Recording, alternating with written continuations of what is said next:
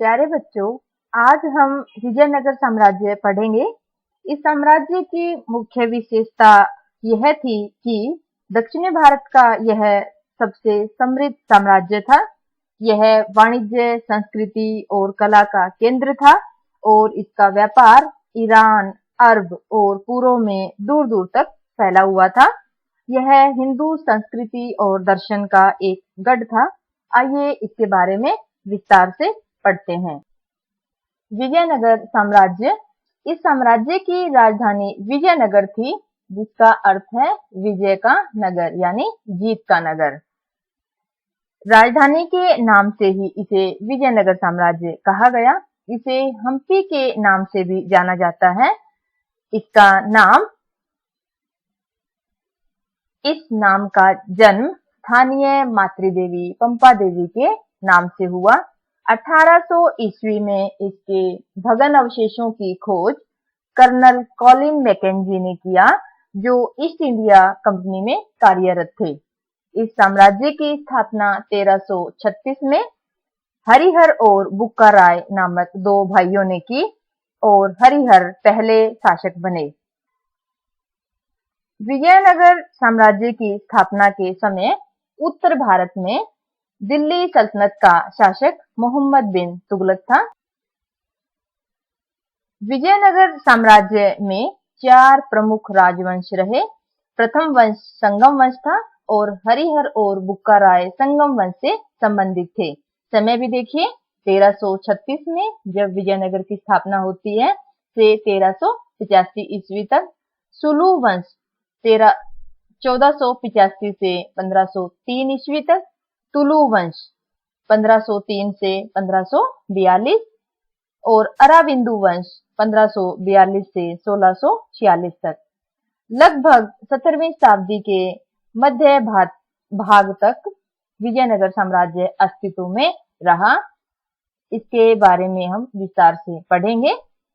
एक और बात आपको याद रखनी है बच्चों, हम्पी जो विजयनगर साम्राज्य की राजधानी थी, इतना समृद्ध और दर्शनीय स्थल था कि यूनेस्को द्वारा विश्व पुरातत्व स्थल घोषित किया गया 1986 में। विजयनगर साम्राज्य की स्थिति भी देखते हैं।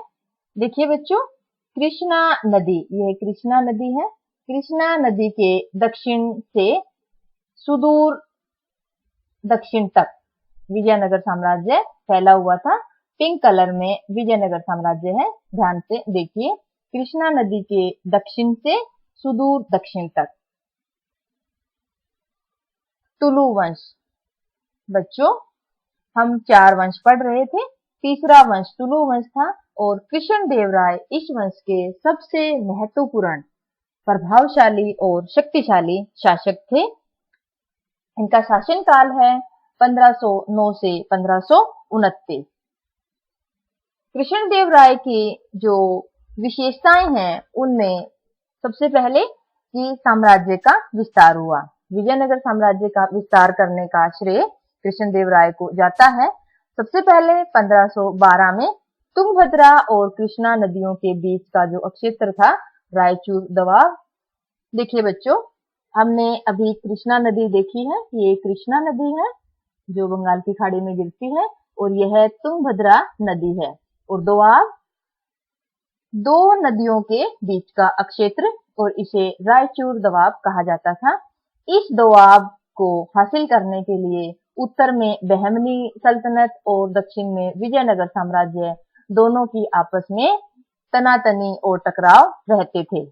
रायचूर दोआब आपको याद रखना है। 1512 में कृष्णदेवराय द्वारा इस पर कब्जा कर लिया जाता है। 1514 में उड़ीसा के गजपति शासकों को पराजित किया। देखिए बच्चों, गोदावरी नदी है, यह काफी लंबी नदी है, दक्षिण भारत की गंगा भी बोलते हैं इसे। तो गोदावरी नदी के दक्षिण में यह गजपति शासकों का क्षेत्र था। इसे 1514 में कृष्णदेवराय ने विजित कर लिया। 1520 में बीजापुर के सुल्तानों को हराया। देखिए बच्चों, यह बीजापुर है। बीजापुर के सुल्तानों को 1520 में कृष्णदेवराय ने हराया। तो साम्राज्य का विस्तार हुआ। कृष्णदेवराय युद्ध प्रिय नहीं था, लेकिन युद्ध संबंधी तैयारियों के कारण ही साम्राज्य में ज्यादातर शांति का वातावरण बना रहा, क्योंकि जनता को अपनी सुरक्षा को लेकर भय नहीं था। हमने साम्राज्य विस्तार देखा और शांति का काल भी था कृष्णदेवराय का शासनकाल। इसके अलावा हम पढ़ते हैं कृष्णदेवराय की सांस्कृतिक उपलब्धियां। कुछ बेहतरीन मंदिरों के निर्माण का श्रेय कृष्णदेवराय को जाता है और इसी के साथ साथ कुछ दक्षिण भारतीय मंदिरों में गोपुरम का निर्माण भी कृष्णदेवराय ने करवाया। गोपुरम बच्चों मंदिरों के प्रवेश द्वार को बोलते हैं। कृष्णदेवराय ने विजयनगर के समीप ही नगलपुरम अपनी मां के नाम पर एक उपनगर की स्थापना की। कृष्णदेवराय ने तेलुगु भाषा में एक रचना भी लिखी, अमुक्त माल्यदा के नाम से।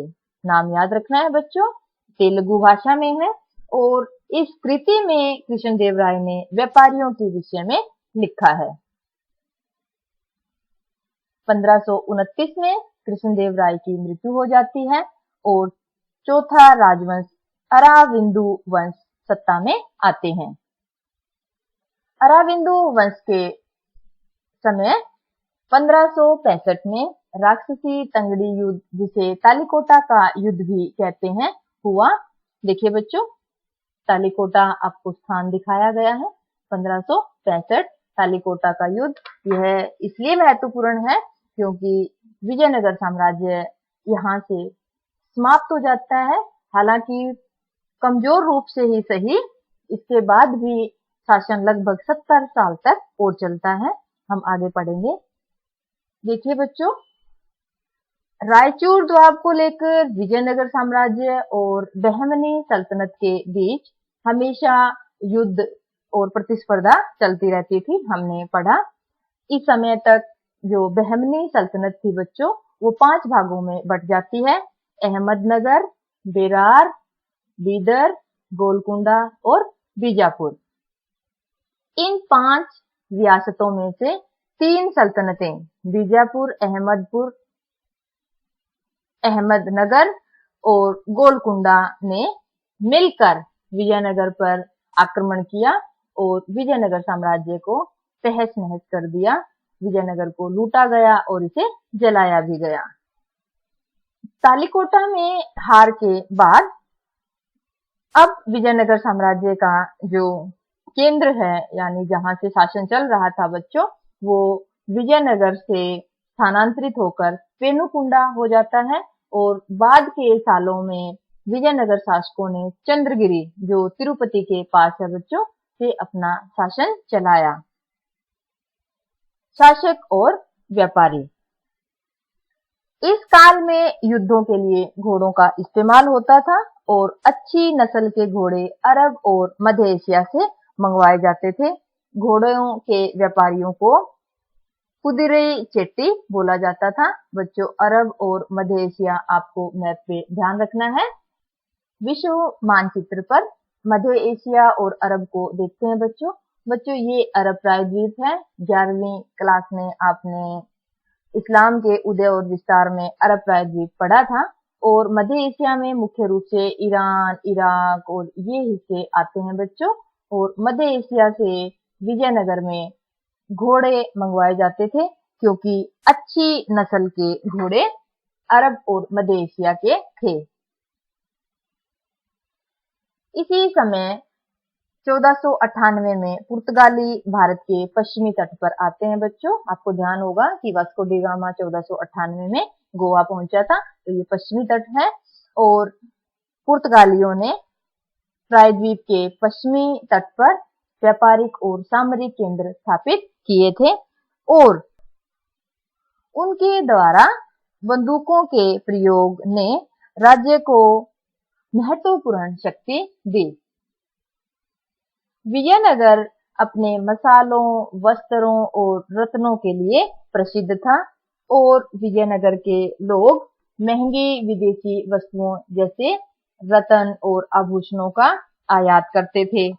व्यापार से प्राप्त राजस्व राज्य की समृद्धि में योगदान देता था।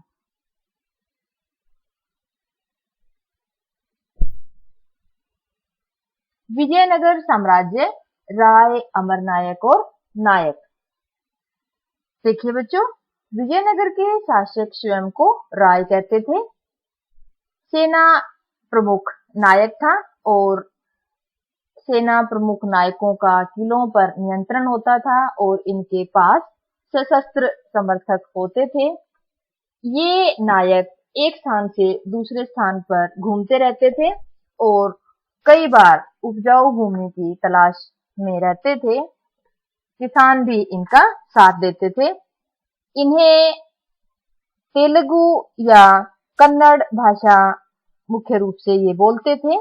कई नायकों ने विजयनगर शासकों की प्रभुसत्ता के आगे समर्पण किया।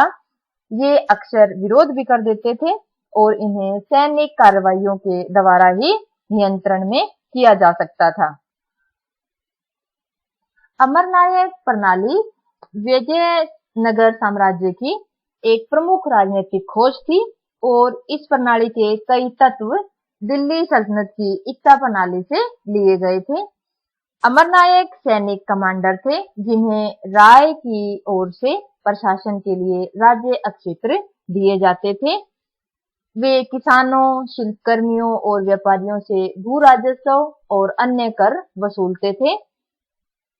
वे इस राजस्व का कुछ भाग व्यक्तिगत उपयोग और सेना के रखरखाव पर खर्च करते थे।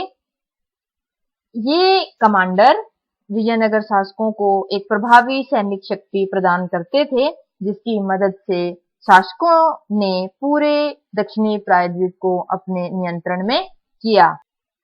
राजस्व का कुछ भाग मंदिरों और सिंचाई के साधनों के रखरखाव पर खर्च किया जाता था। अमरनायक राजा को वर्ष में एक बार भेंट भेजा करते थे और अपने स्वामी भक्ति दर्शाने के लिए वे राजकीय दरबार में उपहारों के साथ राजा के सम्मुख उपस्थित होते थे। राजा उन पर नियंत्रण रखने के लिए एक स्थान से दूसरे स्थान पर स्थानांतरित करते रहते थे, लेकिन 17वीं सदी तक आते आते कई अमरनायकों ने स्वयं स्वतंत्र राज्य स्थापित कर लिए थे, जिसके कारण केंद्रीय राजकीय ढांचे में विघटन तेजी से होने लगा। बच्चों, आज हमने विजयनगर साम्राज्य की स्थापना, कृष्णदेवराय का योगदान और नायक और अमरनायक प्रणाली पढ़ी। आशा है आपको ये सारे टॉपिक अच्छे से समझ आ गए होंगे। खूब पढ़िए, खूब मेहनत कीजिए। धन्यवाद।